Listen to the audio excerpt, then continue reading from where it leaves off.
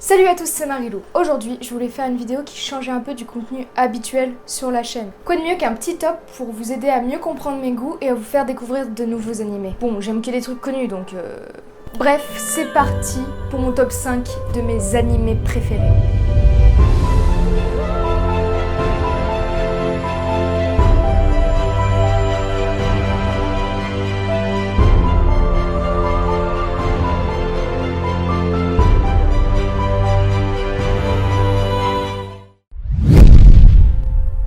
En 5e place du classement, nous avons Citrus. Ah, Citrus, cet animé plein de muscles et de testostérone. Bon, comme vous le savez sans doute, Citrus est un yuri, c'est-à-dire une romance entre deux filles. Pourquoi ai-je mis Citrus dans le classement ? Je me suis vite attachée à nos deux protagonistes, tout aussi mignonnes qu'attachantes. Voici donc un résumé du manga. Yuzu est une jeune fille très féminine qui prend très soin de sa popularité et de son image, jusqu'à même mentir en disant qu'elle a un petit ami. Sa mère s'étant remariée, Yuzu doit changer de logement et donc de lycée où elle rencontrera Mei, la présidente du conseil des élèves, très stricte et froide. C'est après un premier baiser volé de Mei que Yuzu commence à ressentir des choses qu'elle n'avait jamais ressenties auparavant. Seul problème, Yuzu s'avère être la nouvelle belle-sœur de Mei.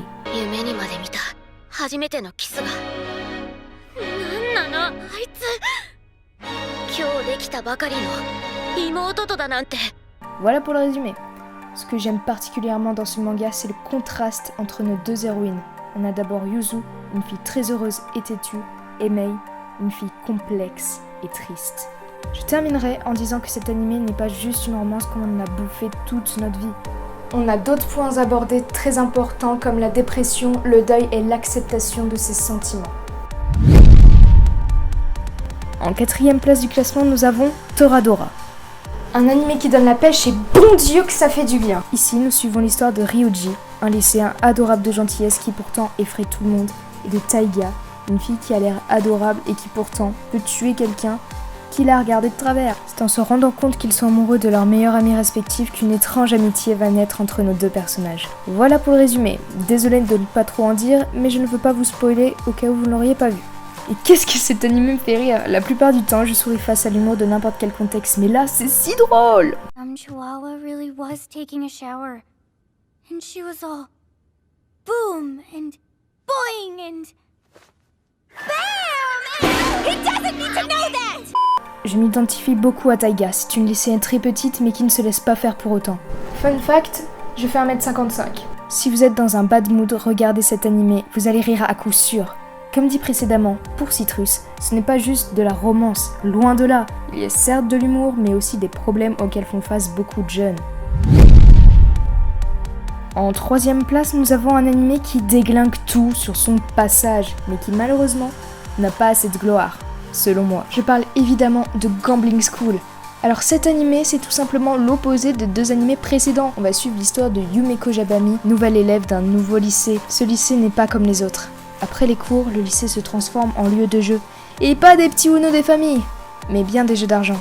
Après une tentative de bizutage ratée par une élève contre Yumeko, on se rend vite compte de sa double face.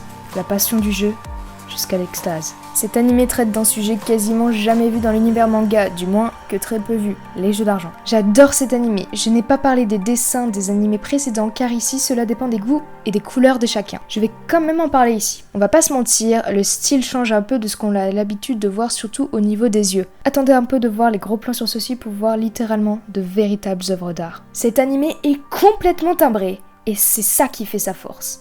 Créer une psychologie propre à chaque personnage est un beau travail de la part du scénariste du manga. J'adore cet animé et je remercierai jamais assez Netflix de m'avoir proposé cet animé. En 2e place, nous avons L'Attaque des Titans. Celui-là, vous l'avez sans doute vu venir avec les nombreuses fois où je l'ai cité dans mes vidéos. Petite dédicace pour Tokyo Ghoul. J'ai beaucoup hésité à le mettre dans le classement, mais impossible de le départager avec L'Attaque des Titans, considérez juste que je l'aime du love. Bisous Tokyo Ghoul. J'ai vraiment besoin de résumer ce chef-d'œuvre ? Bon allez, c'est parti. On suit l'histoire d'Eren, un jeune garçon vivant dans une citadelle murée. La population a été décimée parce que l'on nomme les Titans, des créatures ne vivant que pour détruire l'espèce humaine. Après la destruction du mur et de la mort de sa mère, Eren, accompagné de ses plus fidèles alliés, Armin et Mikasa, vont se joindre au combat des années plus tard pour sauver l'humanité et peut-être un jour voir l'océan. Mais quel animé ! Quel manga ! Cet animé me plaît pour plusieurs raisons. Les décors, l'opening, les personnages, tout est là pour te donner l'un des meilleurs animés à ce jour. Ce qui me donne surtout envie de regarder l'animé, ce sont deux choses. Les titans primordiaux qui sont tout simplement imprévisibles quand tu ne t'es pas fait spoiler le manga papier. C'est simple, il me fascine. Et les secrets, il y en a beaucoup au fur et à mesure de l'histoire et ça c'est juste génial pour tenir en haleine les spectateurs et les lecteurs. En première place, pas besoin de le dire, oui, je force avec lui. The Promised Neverland. Big découverte manga de 2018 et grosse claque en animé pour l'année 2019. On suit l'histoire d'Emma, Norman et Ray, 3 amis inséparables. Ils vivent dans un orphelinat où ils ont tout l'amour et le confort dont ils ont besoin. Leur monde est joyeux et utopique. Ils sont pendant trop beaux pour être vrais, n'est-ce pas? Bienvenue dans le monde détruit par une triste réalité. Voilà pour le résumé. Je rentre pas trop dans les détails car de grosses vidéos vont sortir sur TPN. Pourquoi cet animé me tient tant à cœur? Emma. Je m'attache vite à un personnage, mais là c'était instantané. Matez-moi cette fucking bouille! Adorable. Mais le plus important, ce qui donne les frissons à chaque instant, c'est les musiques. Elles sont juste incroyables. Spécialement Isabella Lullaby, qui a failli me faire pleurer plus d'une fois.